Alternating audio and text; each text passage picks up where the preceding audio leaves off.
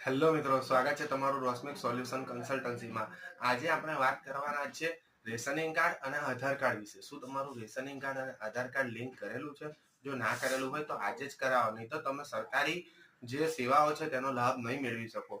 અને જો તમારે લિંક છે કે નહીં તે સ્ટેટસ જાણવું હોય તો આજે જ અમારો સંપર્ક કરો રોશમિક સોલ્યુશન કન્સલ્ટન્સીનો।